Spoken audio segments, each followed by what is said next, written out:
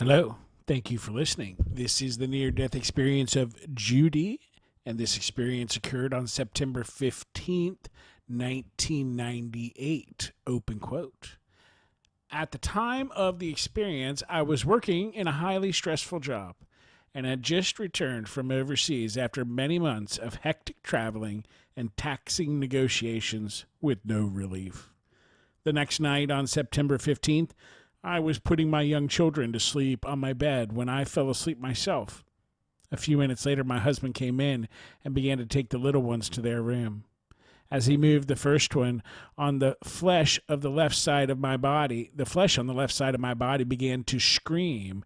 It felt as if it was twisting upon itself. Almost immediately, I popped out of my body. This was not the first time that I have had an NDE. I've had one more that I remember. Also, I've always had spiritual experiences, including a past life memory, which an aunt reminded me of. I popped out through the top of my head, through the wall of the house. The bed was set against the wall. I stood up and spoke to a white cloud-like human-shaped figure outlined in blue. I've now come to understand that was one of my guardian angels. I asked him to help me because my body was dying. There was no uncertainty about his desire or ability to help. He replied, "For so long he had been telling you to come out. Now look at what is happening to you." Immediately I knew him and he knew me, and that it was good and in order that it was so.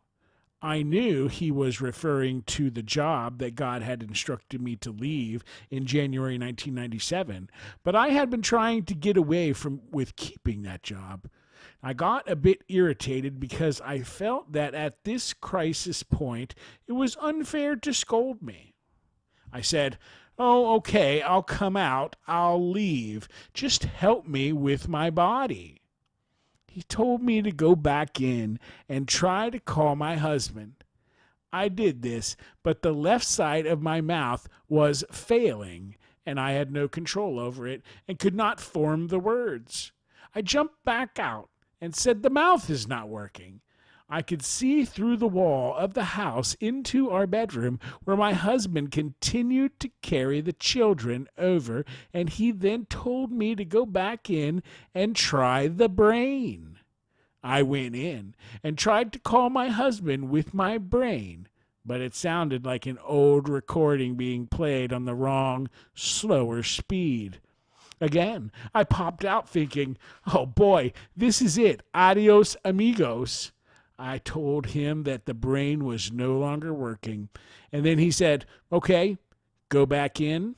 I'll take over."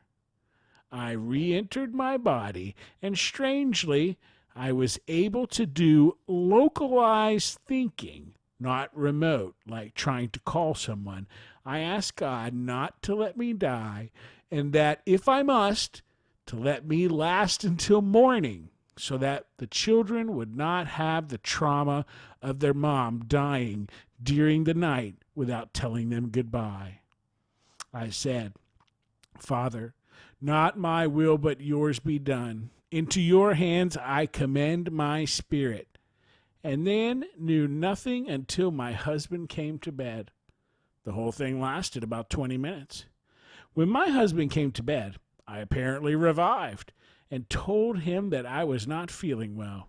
He confirmed the statement the following morning and seemed to go unconscious.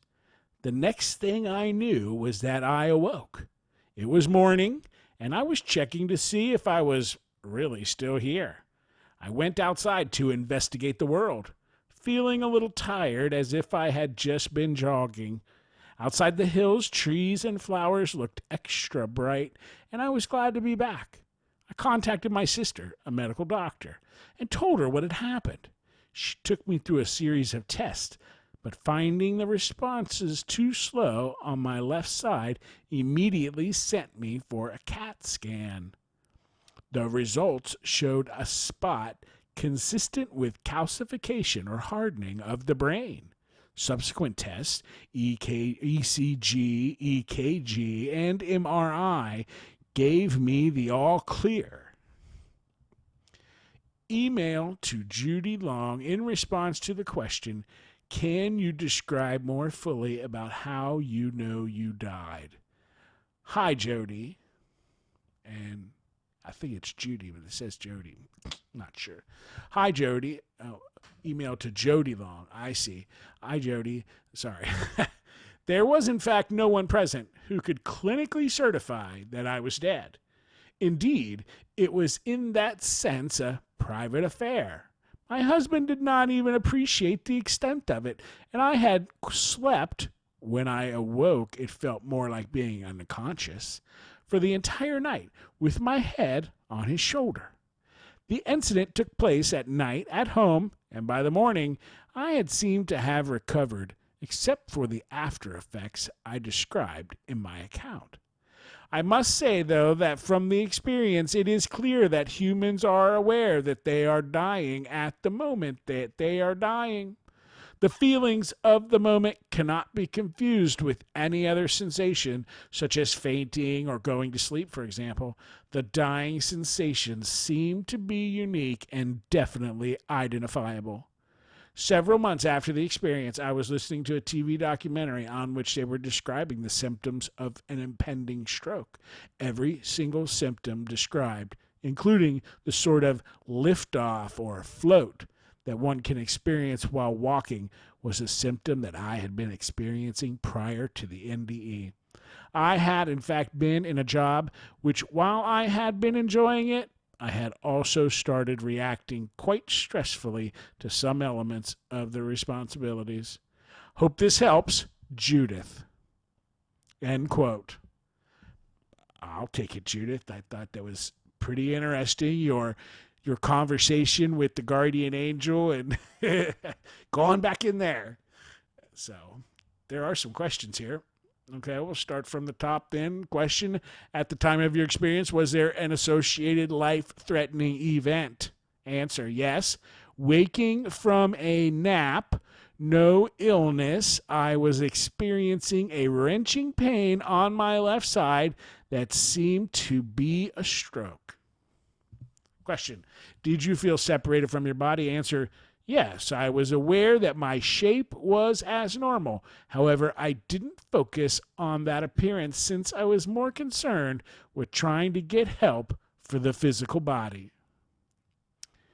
And describing your highest level of consciousness and alertness. Answer, coming out of sleep but fully conscious and alertness once the excruciating pain began. Did time seem to speed up or slow down? Answer, the wall was transparent to me while out of the body. It was like the negative of a photograph. Question, did your hearing differ? Answer, the high-pitched whine when the flesh was screaming and just before I popped out of my body. Question, did you pass into or through a tunnel? Answer, no. On the 2 occasions that I remember leaving my body through death, I didn't do the tunnel. It seems more as if the experience have been timeouts or just a check with headquarters. And open parens, smile, close parens. I'll just say smiley face. Question, did you encounter or become aware of any deceased or alive beings? Answer, yes. A figure. He was standing as if he was specially assigned to look after me. I only remembered that I knew him, i.e. his essence, after he started scolding me. Maybe I recognized his attitude. Smiley face. He instructed me, helped me, protected me, and carried me through the experience. I knew what he told me to do were the correct things to do under the circumstances, but I was panicking a bit too much to think things through for myself. Question, did you see an unearthly light?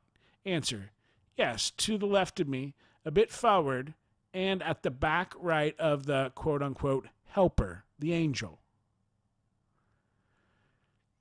Question, did you suddenly seem to understand everything? Answer, no, not during the event, but afterwards, yes. Question: did scenes from the future come back to you? I've grown more confident in understanding and believing indications that I receive of the future in my life and in the lives of others. Question: did you have a change in your values and beliefs because of your experience? Answer: yes, time is no longer important. I don't wear watches. I know that everyone has a purpose. I know that some people have been and are being born with a special assignment to uplift the world.